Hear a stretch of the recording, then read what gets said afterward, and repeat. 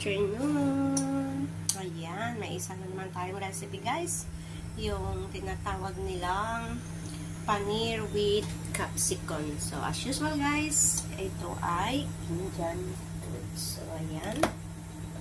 So, mayroon na tayong Indian pan. At lagyan na natin siya ng oil. Ayan, konting oil lang. Para hindi naman tayo madaming oil. So, ang oil at sunod ay yung cumin seed. Actually guys, hinahanap ko yung recipe pero hindi ko mahanap. So, ayun ay tinatandaan ko na lang kung ano yung mga linagay ko. So, ayan. Lagyan natin siya ng cumin. Ayan, cumin. So, matapos ang cumin guys, ay isunod na natin ang luya. At saka bawang sibuyas. So, ang slice niya pala ito guys, ay puro mahaba. Ayan. So, ayan, meron tayo ginger garlic. So, yung garlic, chop lang yan. Yung ginger ay slice. Ayan. So, mekos-mekos na naman natin, guys. Yan yung word ng mga Indian, guys, na sinasabi nila na mekos-mekos. Yan. Mekos-mekos na insan. Naririnig nyo din ba yun, guys? Yung mekos-mekos na yan. Na popular ngayon. Ayan.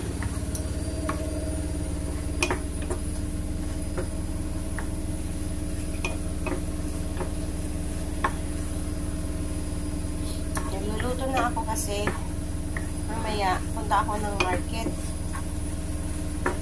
Gusto ko pagdating ni Amo galing ng school kasi around 4 yan nandyan na siya. Pag dumarating siya ay kumakain na.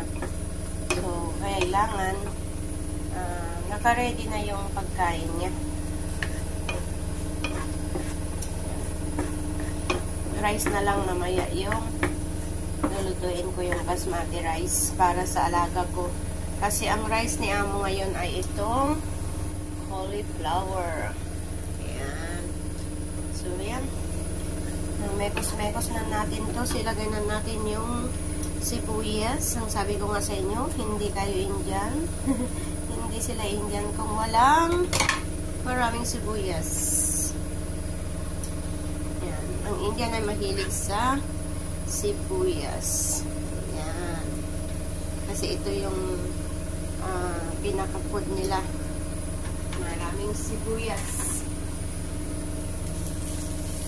Lalo na ang mga amo ko ay vegetarian. Ayan. Yung mekos-mekos na din natin.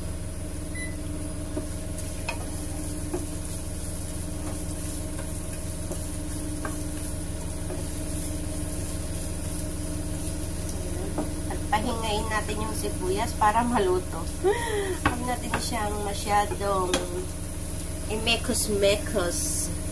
Kasi low fire lang siya. Para yung texture niya is maganda.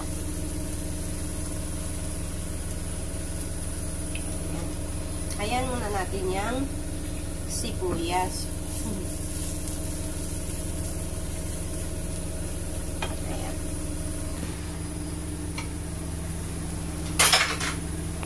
Yan ang ating sibuyas.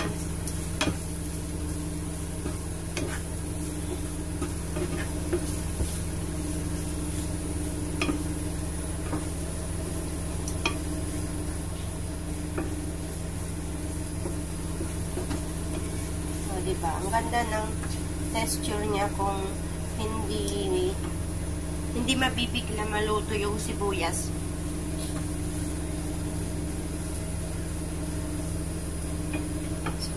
Lagyan din natin siya ng, alam nyo na guys, turmeric. Lagyan ng turmeric. Ako yung taong hindi nagme-measure.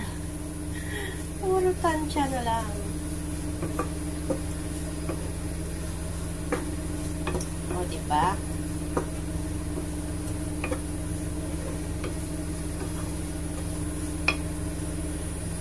Mekos na yan.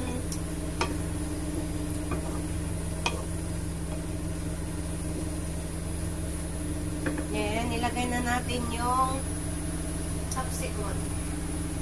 Nag-slice din ako ng capsicum.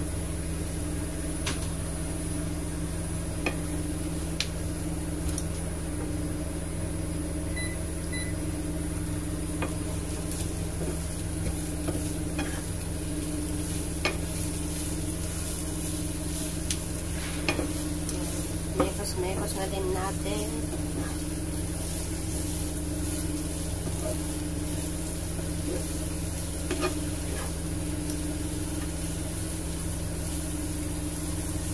O, diba?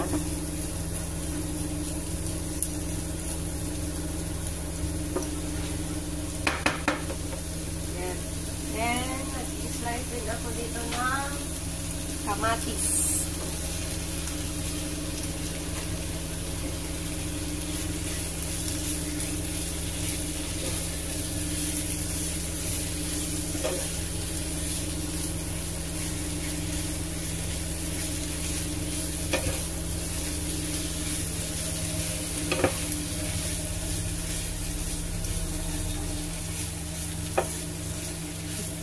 Nag-iikot pa yung washing machine natin till now.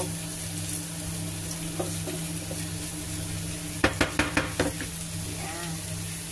So, yan muna natin siya. Takpan muna natin siya, guys. So, takpan muna natin para maluto. Ayan, takpan natin. Ayan na, guys. Ayan o. Wow. So, ayan. Okay na din yung paneer natin na linagay sa oven. Tanggalin na natin siya.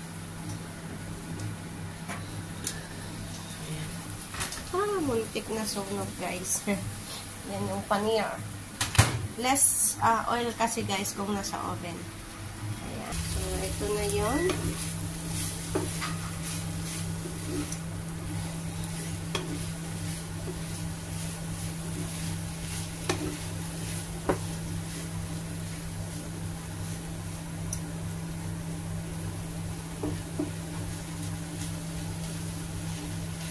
Lalagay natin yung paneer dyan.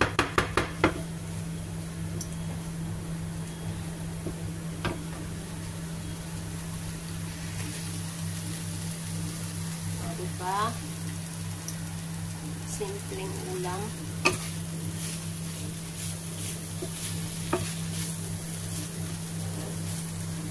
So, huwag kalimutan lagyan ng asin o palasa.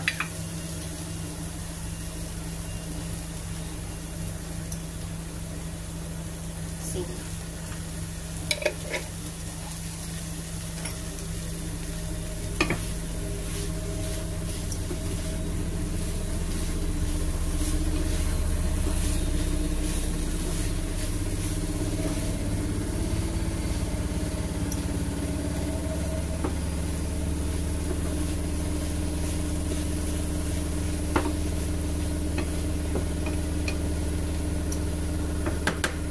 Ilalagay na natin yung paneer.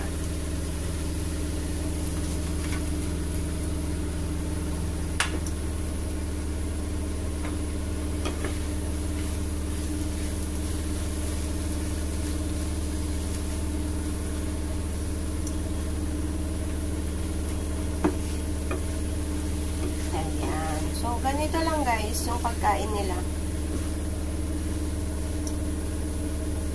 Simple. Ayan. Ayan, guys, huwag kalimutan mag-like at mag-subscribe sa mga hindi pa po nakasubscribe sa akin, at mag-like kung nagustuhan nyo ang aking video, at pa-heart kung gustong-gusto nyo itong video. So, maraming salamat po, guys. Kagawa na naman tayo ng isang masarap na pagkain.